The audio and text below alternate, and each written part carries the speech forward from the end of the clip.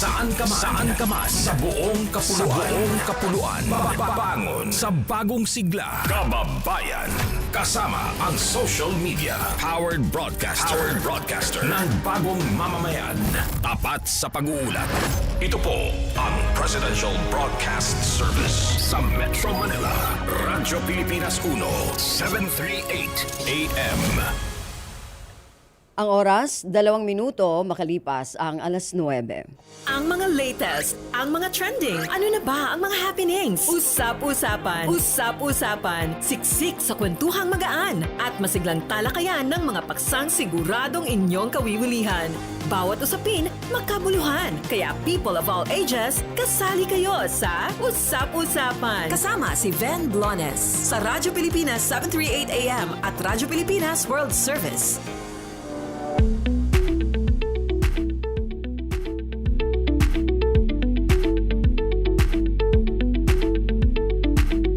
Okay, magandang umaga po sa ating mga tagapakinig. Welcome po muli sa ating programa Usap-Usapan. Ngayon pong araw na ito ng Sabado. Magkakasama-sama po tayo hanggang mamayang alas 10 na umaga. Siyempre, napapakinggan po tayo sa ating himpilan sa Radyo Pilipinas 1, 738 kHz sa inyong mga radyo sa AM band.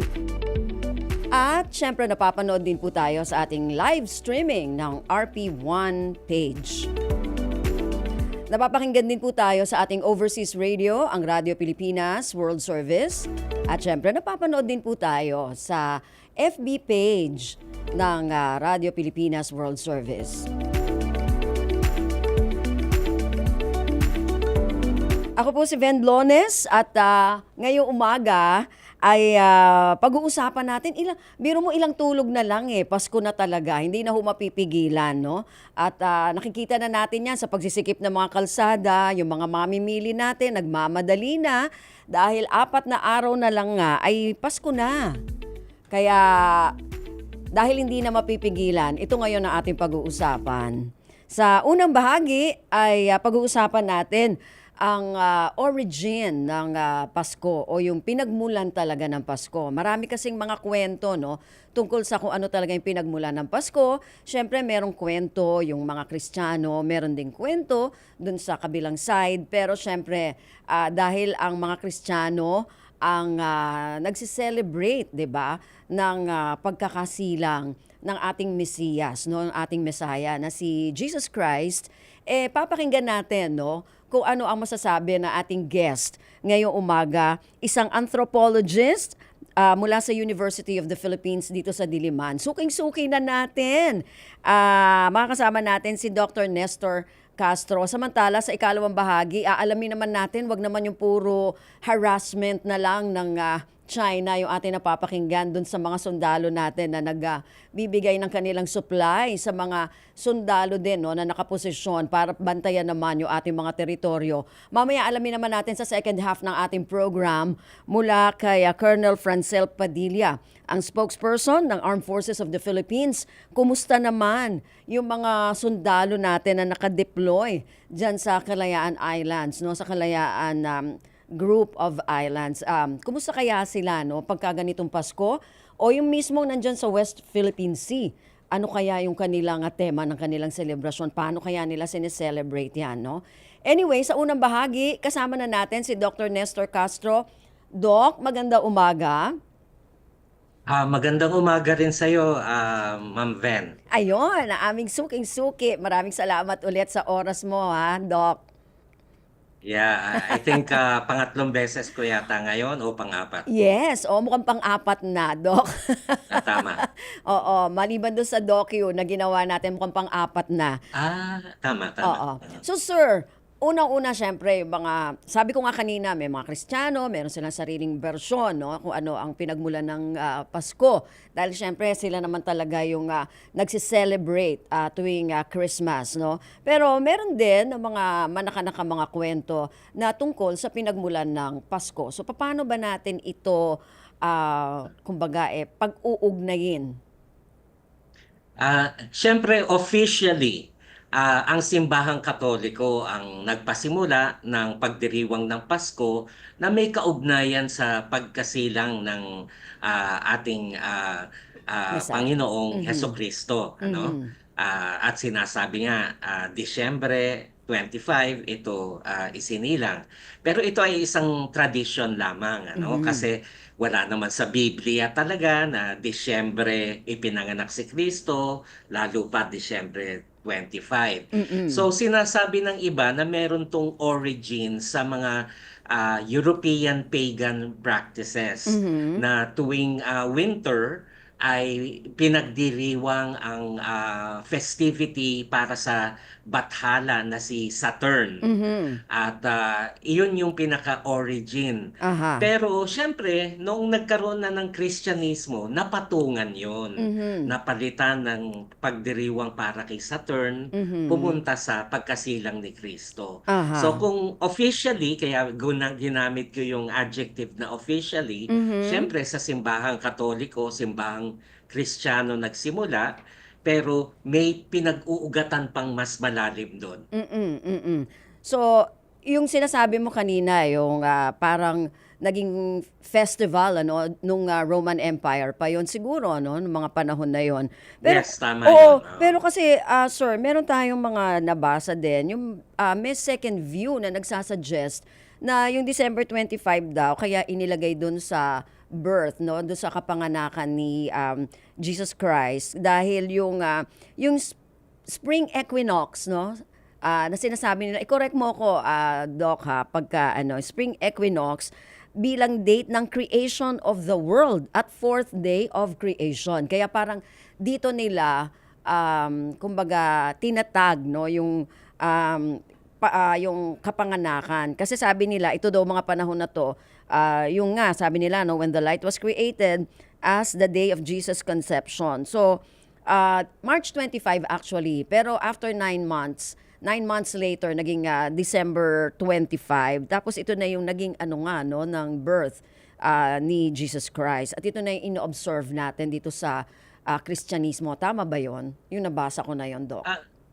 Ah, hanggang sa ngayon, syempre may pagtatalo-talo pa talaga kung kailan ito nagsimula at papaano na-calculate yung petsang yon. Mm-mm. Kasi syempre kulang tayo sa mga dokumento nung panahong yon. Oo. Ikalawa ay nung kapanahonang yon ang mga nagdidesisyon lang kahit sa simbahang Kristiyano ay yung mga ano lang ano mga nasa church hierarchy at Mm-mm. hindi naman kabilang ang mga laymen kaya Aha. hindi natin to talaga alam. Pero isa 'yan sa mga teorya ano na kasi uso nung time na yon na ika-calculate how many hundreds or thousands of years ago kinreate ng Diyos ang mundo. Mhm. So titignan nila ang mga anong sinasabi ng passage sa Biblia. Sabi nila kung ganitong bilang ng araw, therefore Mm-mm. ganito ano.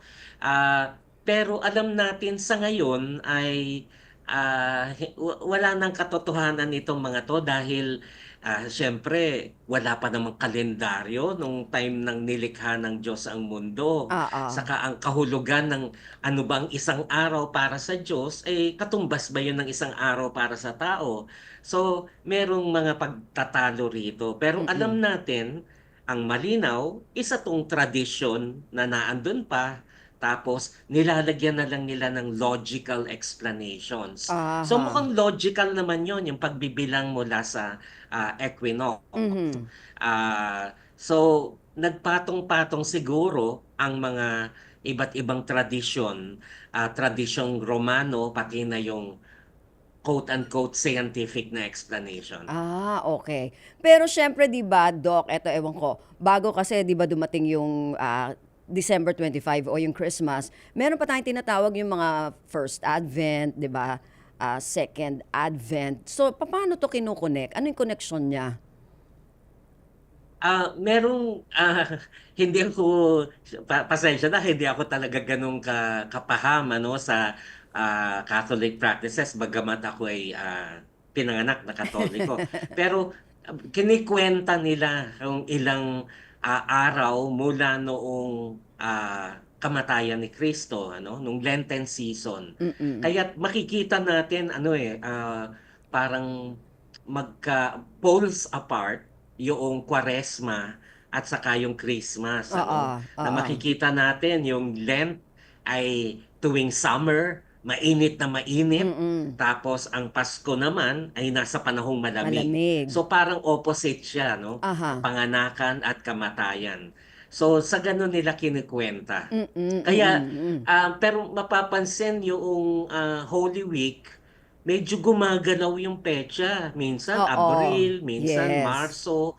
Pero pagdating sa Christmas Day, naka-eksakto. Yun lang yung Oo. medyo mahirap ipaliwanag. I-explain, oo. Eh, Doc, paano naman, saan naman ang galing itong mga Christmas tree, di ba? Nung dumating na itong mga, kumbaga, nagkaroon na ng modernisasyon, may mga Christmas tree na tapos na kinoconnect natin no, sa Christmas. Meron na rin yung mga Santa Claus, mga Saint Nicholas, mga ganyan. So, saan naman ang galing yan? Bakit na i-connect na naman sa Kapaskuhan natin?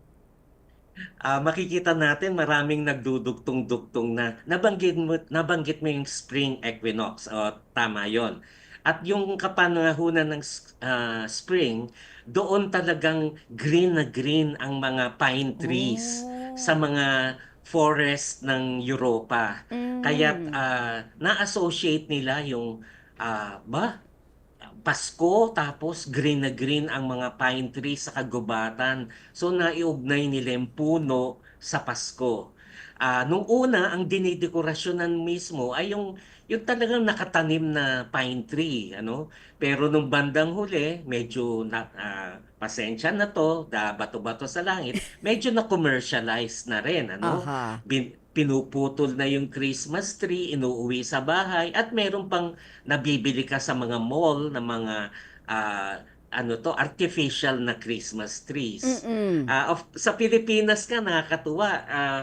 Minsan, didekorasyonan lang natin ang walis tingting. Oo. Sabihin natin, yun ang Christmas tree natin. Aha. Pero makikita natin yung yung creativity rin ng mga Pinoy. Mm. So, naging creative na tayo. So, hindi na tayo dun lang sa mga pine trees, no, na sinasabi natin, Doc. Oo. At marami nga mga version ngayon. Meron Oo. yung mga umiilaw, kumukuti-kutitap, umiikot-ikot. Aha. So pagandahan na ng Christmas tree at Mm. palakihan. Mm. Again, bato-bato sa langit. Merong mga tahanan na pabonggahan, payabangan. Kanino Aha. ang mas magandang Christmas Oo, tree? tsaka pinakamalaki, 'di ba? Palakihan ng Christmas Mhm. tree. Dito sa atin, naging ano naman, yung naging simbolo talaga, yung parol. So saan nanggaling naman 'yon, Doc?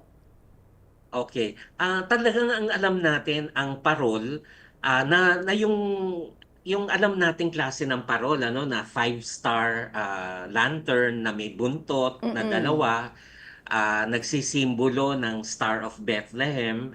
Alam natin nagsimula talaga sa Pampanga. So Mm. may karapatan ang mga taga Pampanga na i-claim na talagang sila ang parol capital ng Aha, Pilipinas. aha. Pero originally, nung panahon ng Kastila, ang lantern na ito ay nasa gilid lang ng mga karsada papunta sa simbahan. Aha. Parang iniilawan ang daanan papunta sa simbahan dahil ang mga tao ay nagsisimbang gabi.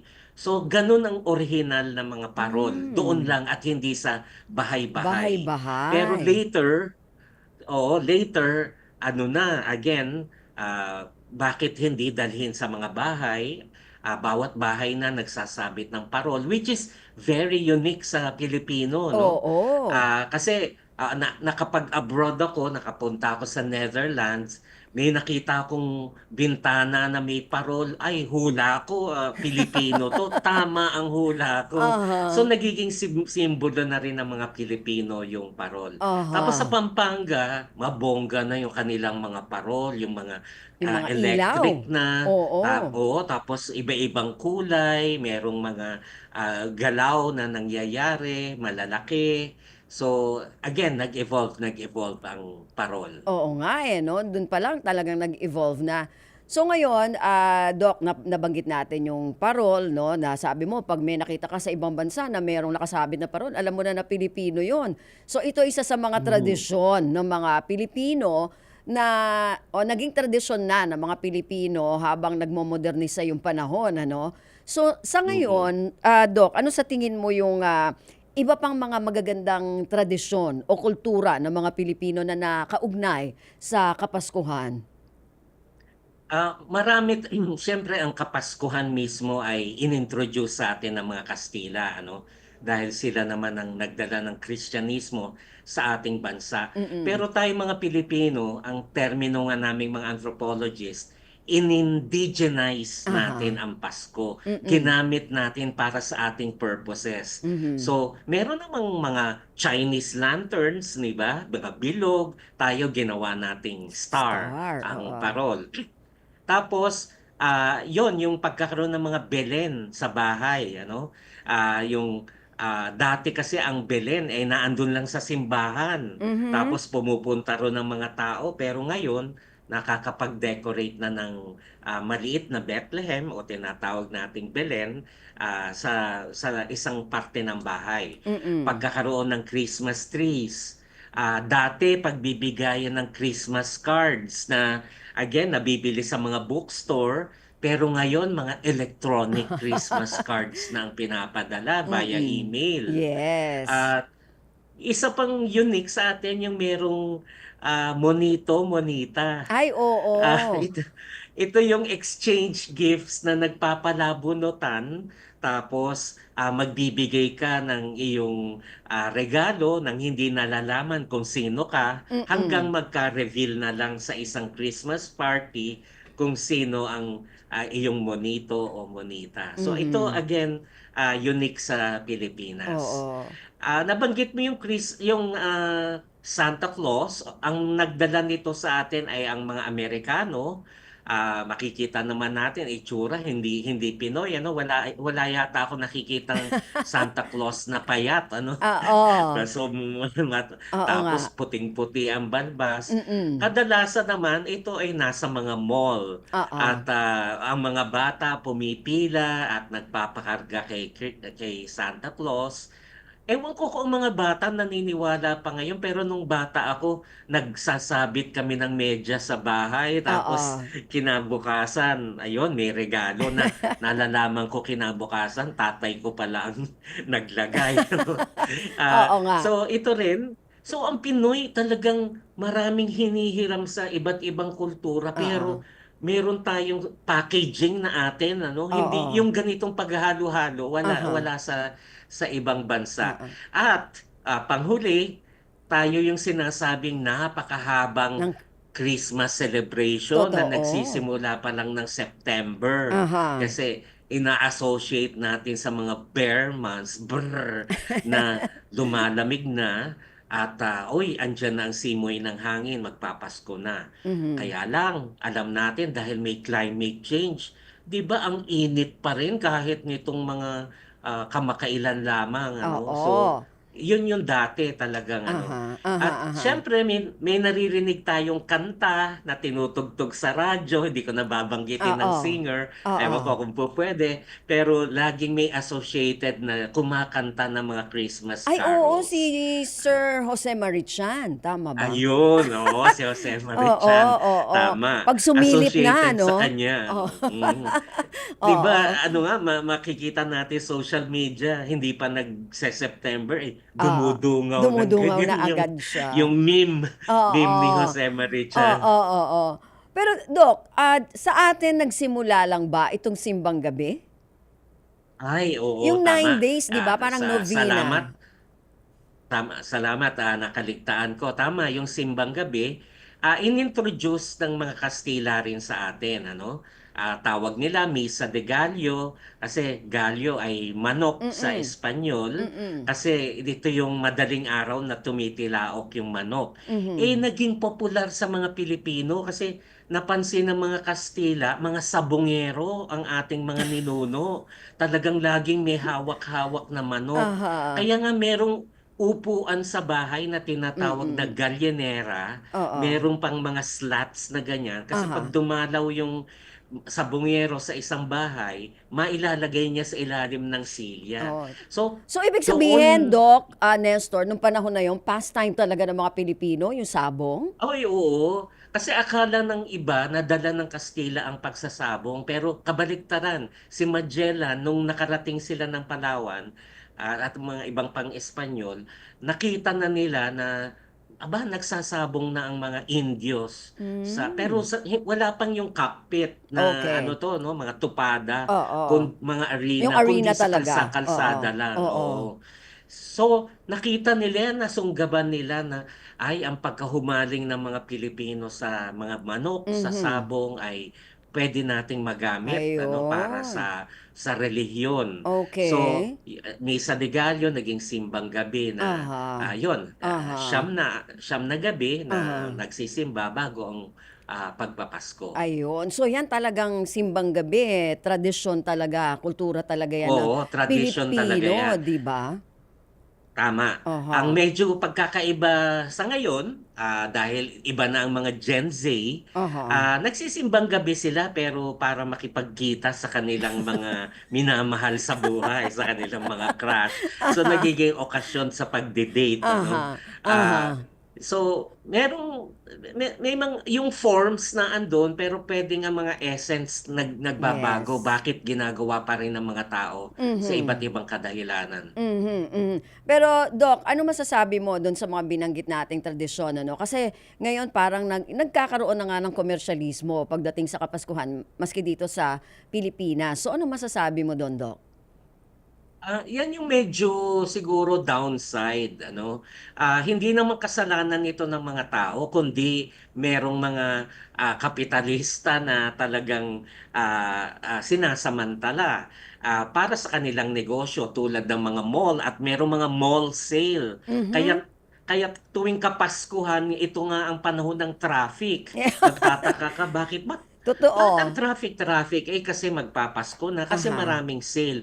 Again, Mhm. alam nila na ang mga Pilipino dahil nga may exchange gifts, merong aguinaldo sa mga Mm. bata, At saka yung mga talagang Christmas hindi party. papalampasin. Oo, Christmas parties left Oo. and right, Christmas party sa Oo, bahay, oo. Christmas party sa opisina, Mm. Christmas party ng classmates. Aha. Talagang bibili ka ngayon ng mga kahit maliliit lang na pangregalo. Mm. So, maganda yung trait ng mga Pilipino na merong reciprocity o gift giving. Pero Mm. siyempre, medyo nabe-blur na rin ng konti Oo yung nga. essence ng Christmas. Sa halip Aha. na nakatuon sa pananampalataya at sa Diyos, napupunta tayo sa mga material na bagay. Mhm, lalo na ngayon ano, puro, karamihan kasi sa mga hindi naman lahat, karamihan lang ano, may, yung mga gadget 'no, parang, doon na nakatutok lahat ngayon 'no, yung sa teknolohiya.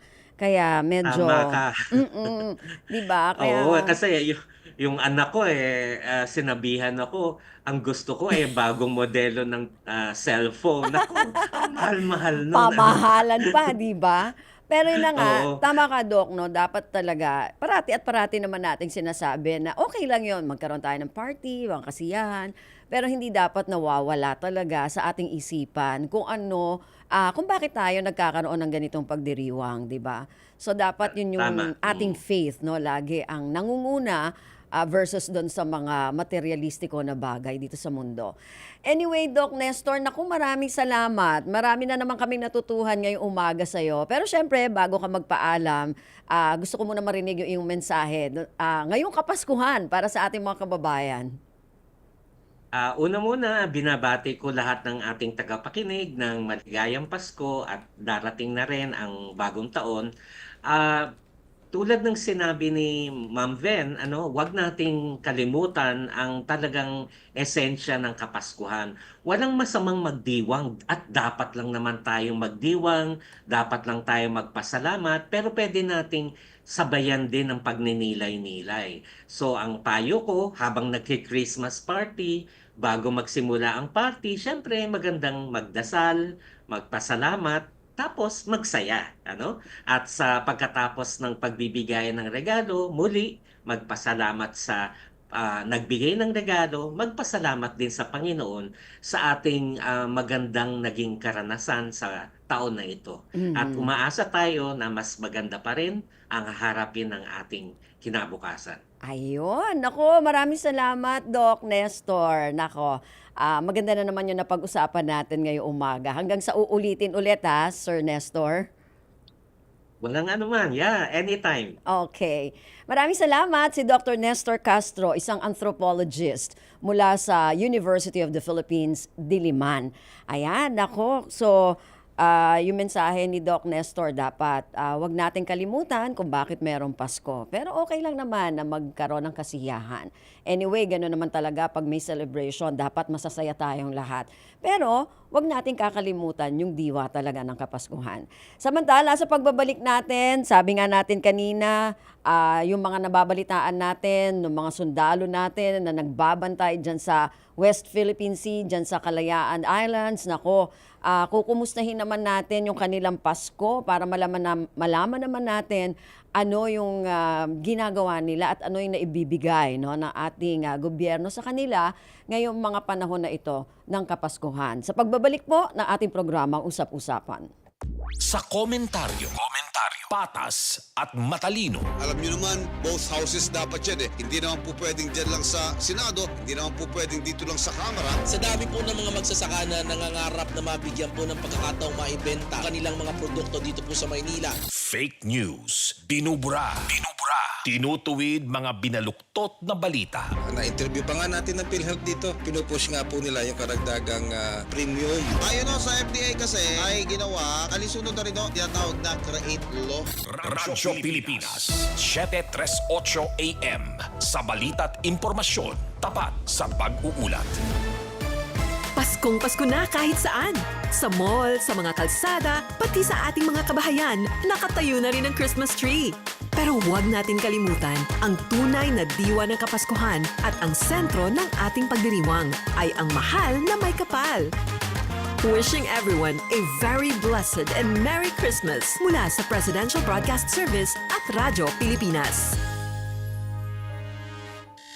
Nursing is not the easiest job in the world. In fact, it's emotionally draining. Huge step in the fight against COVID-19. I truly believe in the things that I do because of where we come from, our resilience, our dedication. A Filipino nurse administers the first COVID-19 vaccine, and her name is May Possums. I gave my best and my heart. I am May. I am the Philippines. Balita, laging totoo. Impormasyon, detalyado at kumpleto. Serbisyo, tapat para sa bayan. Ito ang Presidential Broadcast Service. Tumutugon sa tawag ng pagkakaisa para sa bagong Pilipinas. Bagong Pilipinas. Tapat sa pag-uulat. Radyo Pilipinas 1. Radyo Pilipinas 738 AM. Mga kwentong nakakatuwa. Mga usaping kapupulutan ng aral. Usap-usapan. Kasama si Ben Blones sa Radyo Pilipinas 738 AM at Radyo Pilipinas World Service.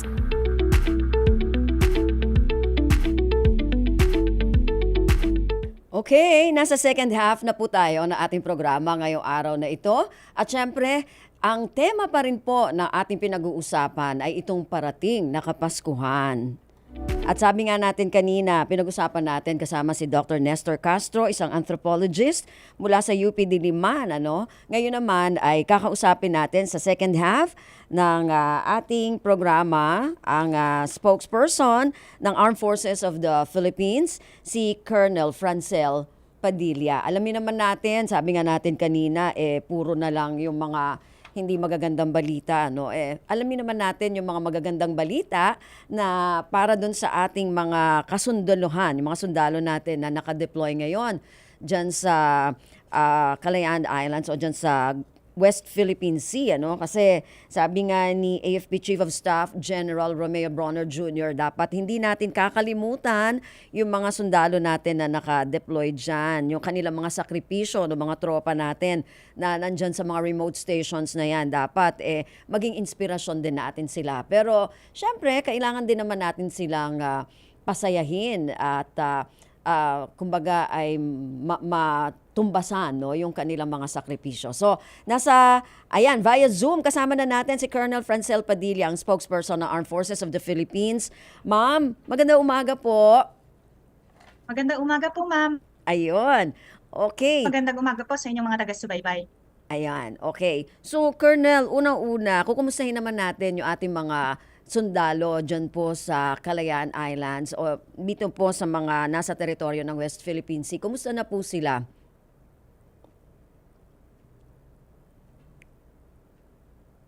Mula po December 3 hanggang December 14 po, ma'am, no, nag-conduct po tayo, ma'am, ng ating sustainment mission dito po sa ating mga Philippine occupied features dito po sa West Philippine Sea. So lahat po yan mo, ma'am, no, ang ating Western Command, nag-transport po tayo ng essential life support and sustainment provisions para po sa ating mga tropa. Sort of parang pamasko din po natin, no, sa lahat po ng outpost natin dyan po sa West Philippine Sea. Ano ba, Colonel, basically yung mga gift na naipamigay natin ngayon dun sa mga sundalo natin na nakastasyon dyan?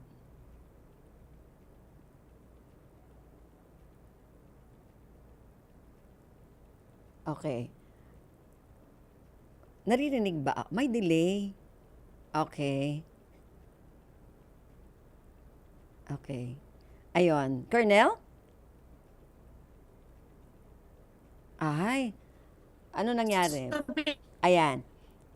Ayun. Colonel, pwede pong pakiulit. Medyo nag-freeze po yata yung Kanilang salo-salo package para po sa mga tropa para masaya naman po yung kanilang Aha. Colonel, pwede po kaya pakiulit kasi medyo nag-freeze po kayo kanina dun sa una nyong sagot. Yes, ma'am, no? Yung 13 December, ma'am, nagbigay po tayo ng salo-salo kits para po sa ating mga tropa po dyan sa ating feature sa West Philippine Sea. Okay. So may mga salo-salo kits. Meron po ba mga kwento, Colonel, yung mga naka-istasyon natin dun sa mga remote stations na yan, kung ano yung mga nararamdaman nila, paano nila sineselebrate ng malayo, syempre sa kanilang pamilya, no? Yung Pasko. Ito naman, ma'am, no, kasama po yan sa ating we are really assigned to distant posts, be isolated, no, and from our families. Pero nonetheless po, iba't iba po yung paraan, no, para po enjoyin din natin itong Kapaskuhan. So una sa lahat, ma'am, meron din po tayong mga simbang gabi po na conduct dyan, either online o kung meron po silang chaplain na kasama, sila din po yung nagka-conduct nito. Of course, yung nagbigay po tayo na ma'am, no, talagang ihahanda po nila ito on the night. Teka, Colonel, nagbigay po kayo ng ano? Mukhang hindi natin narinig yon. Nagbigay po kayo ng para i-celebrate?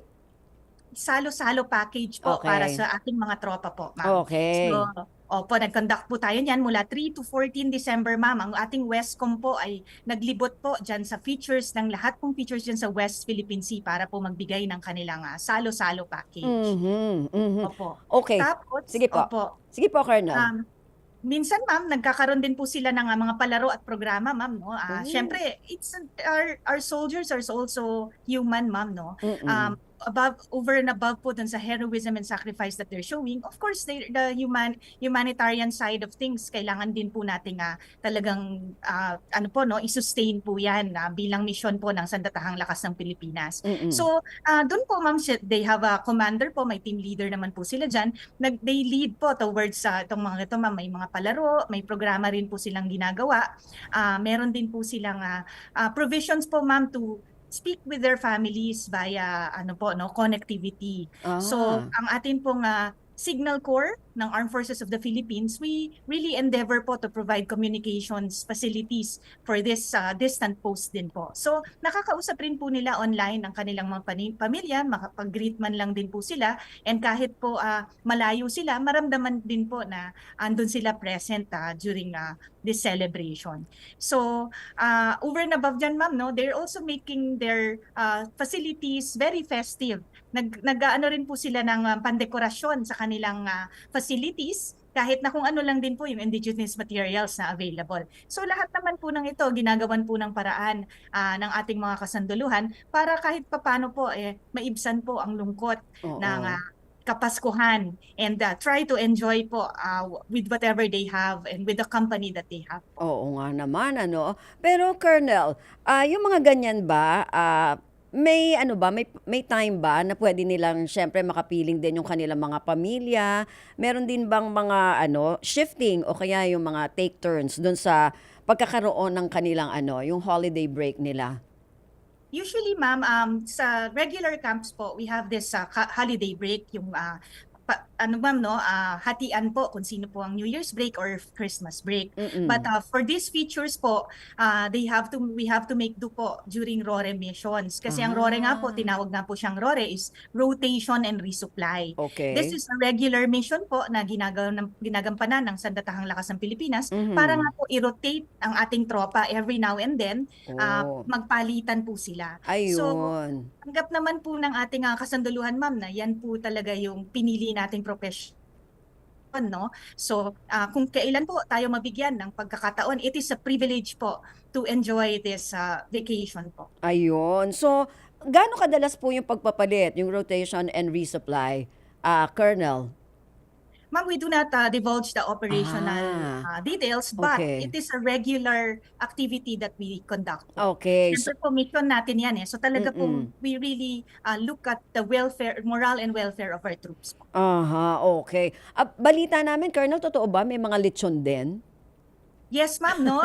Nagpakasanta nga po ang ating mga ang ating Westcom. So naglibot po sila with their Santa hats and they really made it very festive po. So from 3 to 14 December, they have been conducting this to the different features po sa West Philippine Sea. Okay. Pagka ba ganyan, Colonel, may extra gift na ibinibigay dun sa mga naka-istasyon sa mga remote stations natin tuwing Christmas?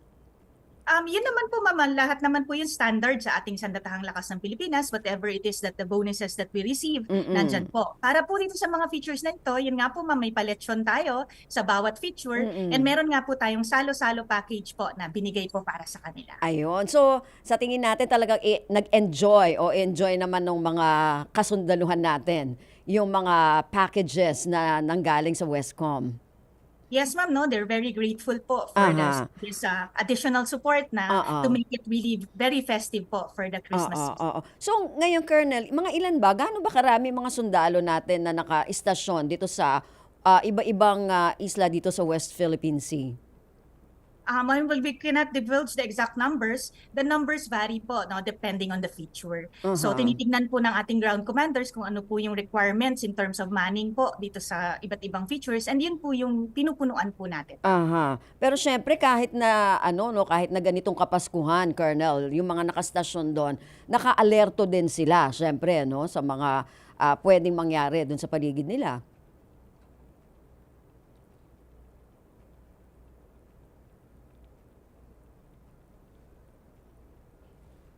May konting delay, ano? Yes, ma'am, no?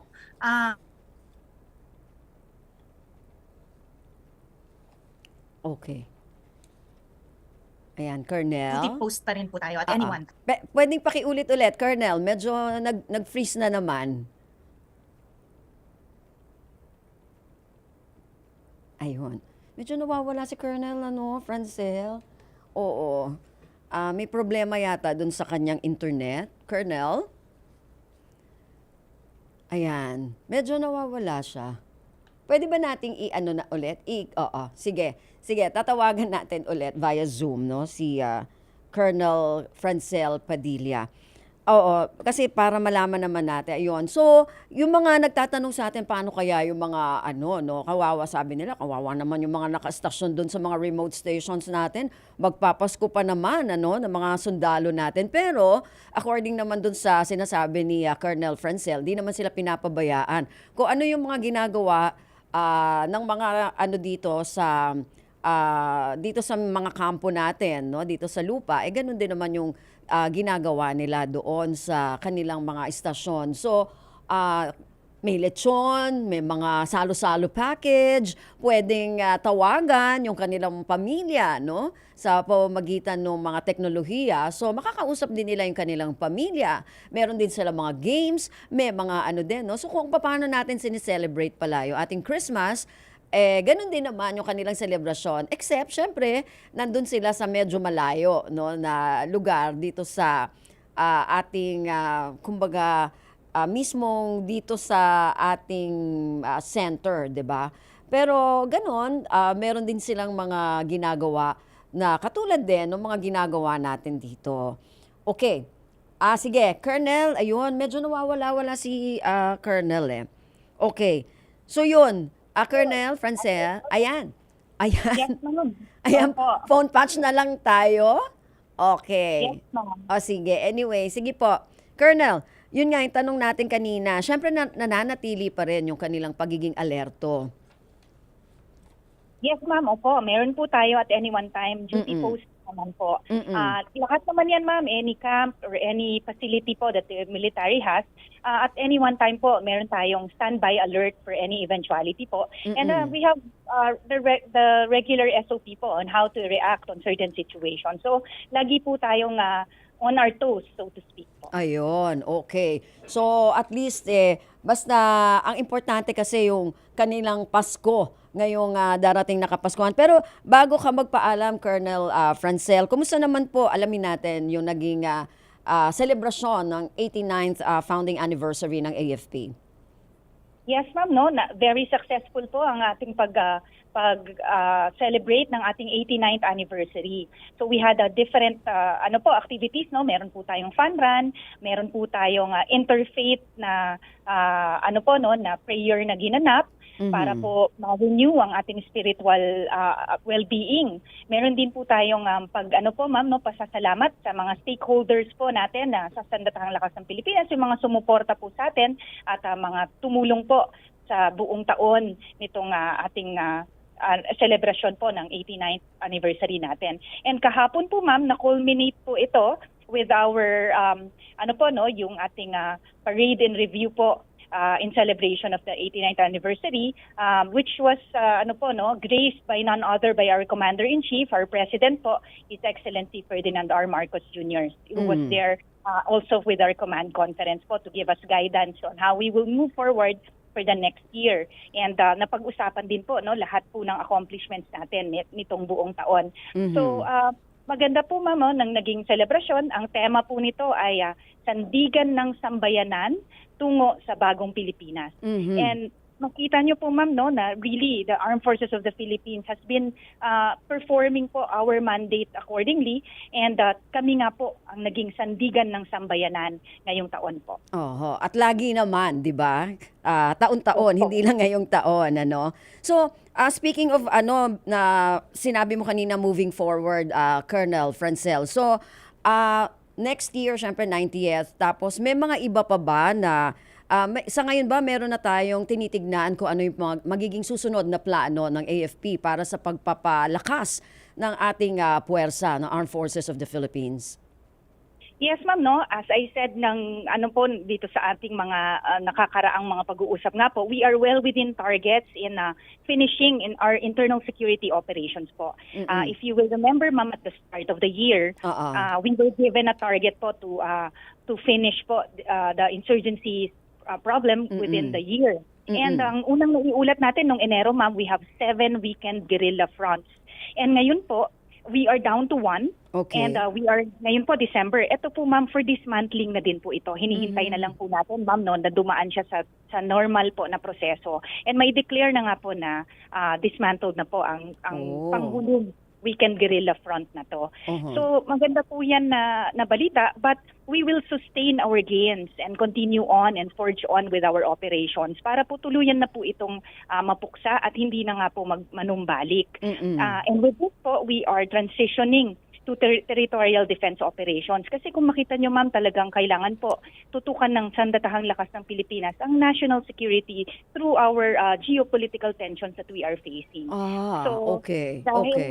Dahil nga po, isinasara na natin, so to speak, ma'am, itong libro nitong ating ISO and we transition it po to the peace and order na po. Ito ma'am, yung ating mga puwersa at ang ating resources, mas ma-channel na po natin ito sa bigger challenge out there, which is our geopolitical tensions that we're facing. Colonel, isang tanong na lang, kasi nabanggit mo yung territorial defense, ano? Kamakailan nagkaroon tayo ng pagkakaroon ng reciprocal access agreement sa Japan at saka sa Pilipinas. Kailangan pa natin na meron pa ring iba na magkaroon ng ganito rin. Tsaka bakit natin kailangan itong mga ganitong kasunduan ngayon? Ito nga ma'am no, yung pong reciprocal access agreement natin between the Philippines and Japan, napaka-significant po na ito na hakbang natin para po palakasin ng ating defense cooperation between sa ating dalawang nasyon. No? Consistent po ito sa ating laws and regulations ng receiving state, and ang expectation po natin ito, magkakaroon tayo ng mas malalim po no, at practical na military cooperation and exercises under this RAP po. Ito po ma'am, ang ano nito ma'am na ang aim po nito ay para po makaresponde tayo sa current security landscape. Pero hindi po ito limited lang sa pag-enhance ng ating technology and cybersecurity, development po ng ating maritime domain awareness. Kung makita niyo po ma'am, paano natin na-detect po no yung mga presensya po ng pumapasok sa ating exclusive economic zone. And over and above dyan, ma'am, yung ating training and education exchanges. Napakaganda po ng teknolohiya ng Japan. And really, we upskill our personnel by having joint training with them. And over and above dyan, ma'am, ang dalawang nasyon natin, ang Japan at Philippines, very prone po tayo sa natural disasters. And so, napakalaking tulong po ito na mapalawig po natin ang ating humanitarian assistance and disaster response sa pagtutulungan po ng dalawang bansang ito. Pero yung sa territorial defense, Colonel? Yes, ma'am. Ito po, ma'am, yung partnership na po ito, ma'am, no, will address po ang security challenges natin, especially po dito sa critical areas ng West Philippine Sea. With this po, we will solidify po yung ating preparedness and yung resilience po natin no sa pag-safeguard nga po natin ng ating national security. Kung makita niyo ma'am, we have been performing multilateral maritime exercises with Japan na rin po. So, ang aim natin dito ma'am is mapalawig po ito ma'am no to become somewhat like what we have with the US, ang ating visiting forces agreement. So ito po yung gusto natin, na hindi lang po with Japan but with other nations, with other like-minded nations and with other well-meaning nations as well. Kasi lahat naman tayo ma'am, pare-pareho po ang gusto nating mangyari to have to maintain po no a free and open Indo-Pacific. Tama naman. So ito bang mga like-minded nations na to, Colonel? Ito ba yung mga pwede nating sabihin nakakasama natin sa mga maritime exercises natin? Yes, ma'am, no, hindi lang po 'yan, pati rin po sa ating multilateral exercises. And katulad po ng balikatan, ma'am, no, dati US and Philippines lang 'yan. Ngayon po, ma'am, this year, which is one of the biggest, sumama po dyan ang French Navy and ang Australia. And 23 countries po ang nandun as observers. And ito pong mga observers na to, nakita po nila yung kahalagahan nito. And in the succeeding years po, ma'am, no, gusto rin po nilang maging active participant na rin po in the future. Ayun. Naku, magandang balita yon, Colonel. Anyway, Colonel, maraming salamat. Pero baka may mensahe ka, lalo na dun sa mga nakastasyon natin ng mga sundalo na nasa malalayong lugar. Yes, ma'am. Maraming salamat po sa opportunity ito. Una po sa lahat, gusto po naming pasalamatan ang bawat soldier, marine, airman, and ating mga white caps po, yung ating mga nandiyan po sa ating West Philippine Sea. We'd like to honor po at this point their heroism and sacrifice that they're offering po for us to enjoy the sovereignty po ng ating demokrasya po na ating tinatamasa ngayon. So we'd like to honor the heroism and sacrifice of each member of the Armed Forces of the Philippines. And dito po kami, ma'am, no, to perform our mandate and our duty so that you could sleep well at night po. And aasahan niyo po na ang inyong sandatahang lakas ng Pilipinas ay naririto po to continue on and forge with our mission sa parating po no na taon, and patuloy po namin gagampanan ang aming misyon. Nandito po kami, pagka isa po ang AFP, isa po ang Pilipinas. We say one AFP, one Philippines. Pag malakas po ang inyong AFP, we have a strong AFP, we have a strong Philippines. Ayun. And ang battle cry natin dito, ma'am, sa West Philippine Sea, ma'am, no, it's ang ating karagatan, ang ating karapatan, at ang ating kinabukasan. This is our seas, our rights, and our future. Atin po itong alamin, ipaglaban, at suportahan. Over and above all of this, ma'am, we are the AFP that you can trust. Ayun. Nako, maraming salamat po, Colonel.